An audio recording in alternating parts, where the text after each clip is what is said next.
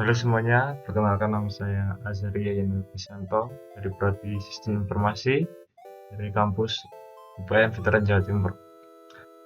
Pada kali ini saya akan membahas tentang banker algoritma.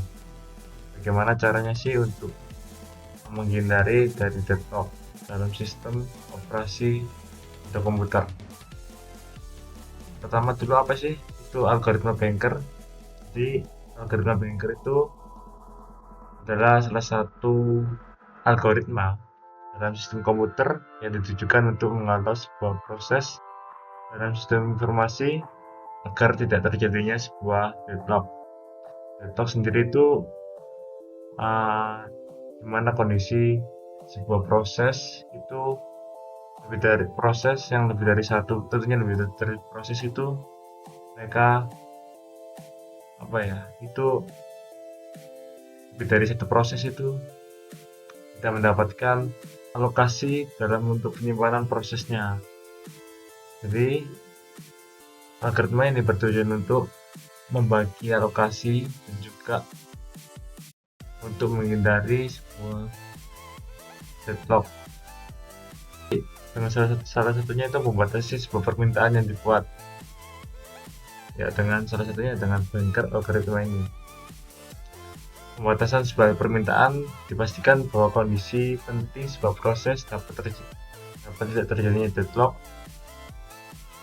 Kemudian efek yang terjadi dalam deadlock ini dalam menghindarinya itu biasanya itu penggunaan perangkat yang rendah, kemudian dapat efeknya itu mengurangi kebocoran sistem. Kenapa penggunaan dari banker algoritma? Kenapa harus menggunakan ini? Pertama, cara terbaik untuk komputer sistem dalam mengatur program seperti penjadwalan CPU, terus menghindari program yang dapat terhambat sehingga tidak bisa diselesaikan. Nah, algoritma ini juga itu mengarahkan setiap kebutuhan resource program dan yang resource yang tersedia. Jadi setiap program, setiap proses mendapatkan apa yang dibutuhkan. Kenapa dinamakan banker? Di sini juga digunakan dalam istilah ini diberikan dalam istilah perbankan untuk memeriksa apakah pinjaman dapat disetujui oleh untuk seorang yang meminjam atau tidak. Ini juga membantu AS untuk berhasil membagi sumber daya resource di antara semua proses.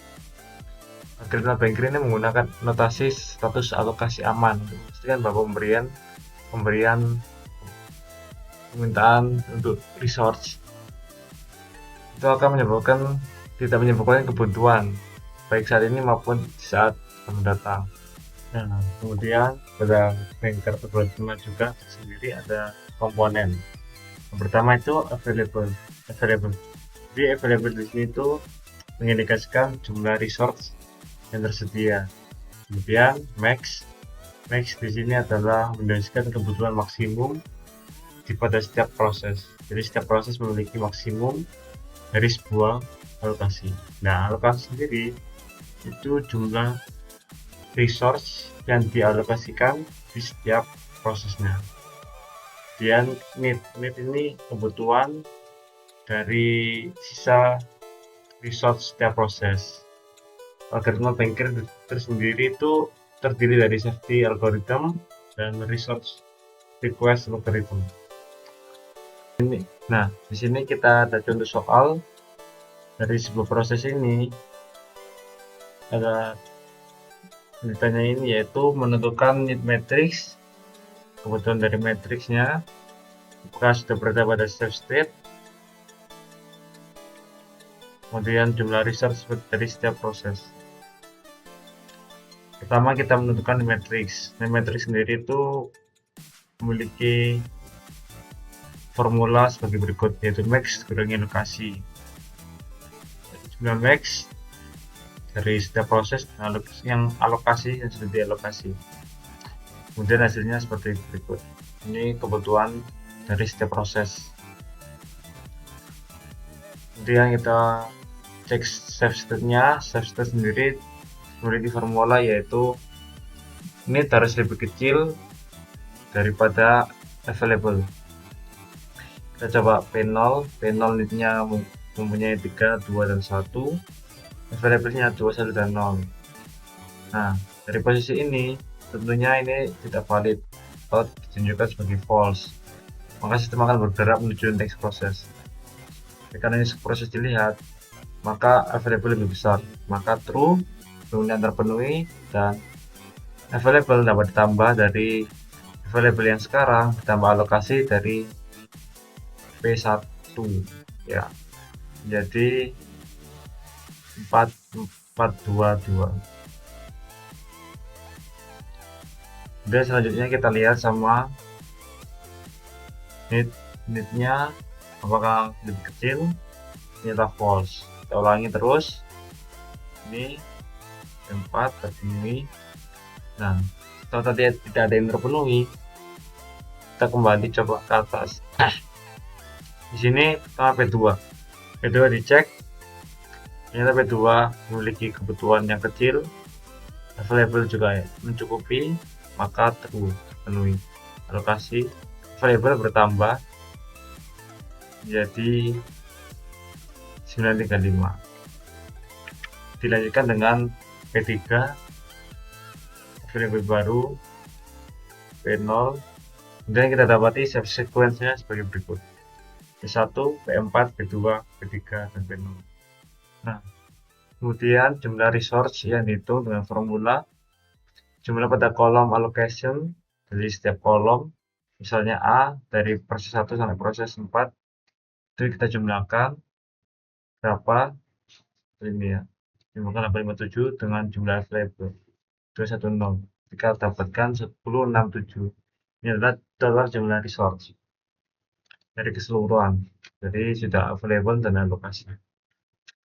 Kemudian kita punya soal kedua, ini hampir sama, cuma pertanyaannya berbeda, available-nya juga berbeda. Maka keadaan ini dalam state jika iya, tentukan proses yang aman. Kemudian jika P1 meminta alokasi tambahan, meminta sumber daya tambahan, apakah koordinat ini dapat diberikan? Pertama tentunya kita menentukan unitnya, itu tadi max kurangi alokasi yang sudah ada. Kemudian kita dapat di save state-nya sebagai berikut: P1, P3, P4, P2, P0.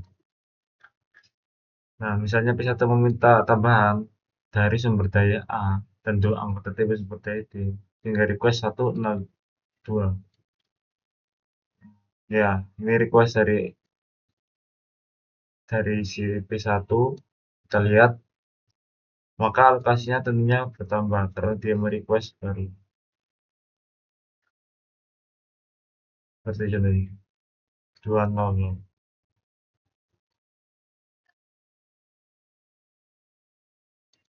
Lokasi yang pertama dia 200 menjadi 302.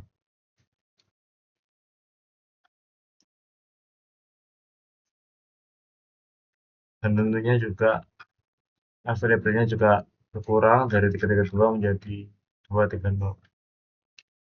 Dan kita tentukan save state-nya, tentu saja dari permintaan P1 berubah P1, P3, P4, P0, P2.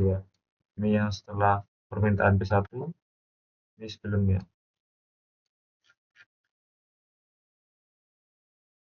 Nah, jadi kesimpulan dari algoritma Ranker ini tuh bekerja pada operasi sistem berjalan dengan proses urutan meminta available resource mulai dari kebutuhan setiap proses, dan dilihat juga alokasi maksimal pada proses sehingga setiap proses berjalan sesuai kapasitas proses atau thread.